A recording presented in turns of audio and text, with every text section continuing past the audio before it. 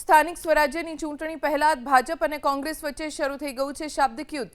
કોંગ્રેસ નેતા પ્રતાપ દુધાત અને પ્રદેશ ભાજપ અધ્યક્ષ જગદીશ વિશ્વકર્માએ નામ લીધા વિના એકબીજા પર શાબ્દિક પ્રહાર કર્યા।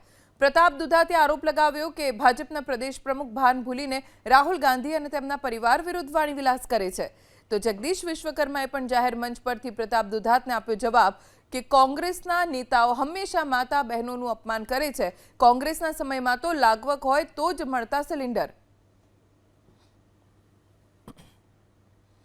भारतीय जनता पार्टी नो प्रदेश नो प्रमुख गमे तेवी वाणी विलास करता होय, भारतीय जनता पार्टी ना प्रदेश प्रमुख गमे तेवी भाषाथी राहुल गांधी बारामा बोलता होय, बापा सामू बोलता होय, एनी पेढीओ सामू बोलता होय, आ देश ने आजादी अपावनार पार्टी ना परिवार सामे बोलता होय, ए भारतीय जनता पार्टी ना प्रदेश ना प्रमुख एनी भान भूली गया।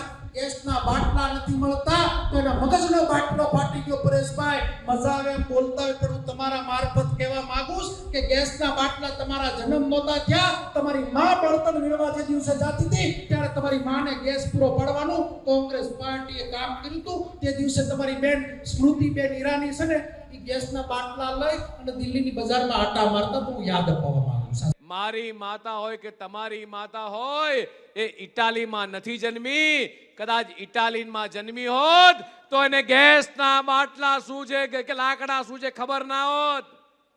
તમારા નેતાના માતૃશ્રી ઇટાલીથી આવે છે એટલે એને કદાચ ચૂલાની ખબર નહીં હોય, ધુમાડાની ખબર નહીં હોય, ભૂંગળીથી એણે ચૂલા નથી સળગાયા।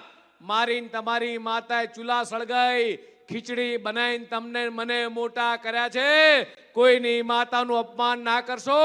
મારી આ અમરેલીની પ્રજા કે મારી ગુજરાતની 6.5 કરોડ જનતાએ તમને 30 વર્ષથી એ તમને સેવાથી વંચિત રાખ્યા છે, સત્તાથી વંચિત રાખ્યા છે।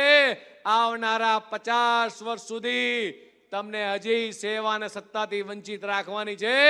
સેવા કદાચ કરી હોય તો ગુજરાતના મુખ્યમંત્રી માન્ય ભૂપેન્દ્રભાઈ પટેલે કરી છે।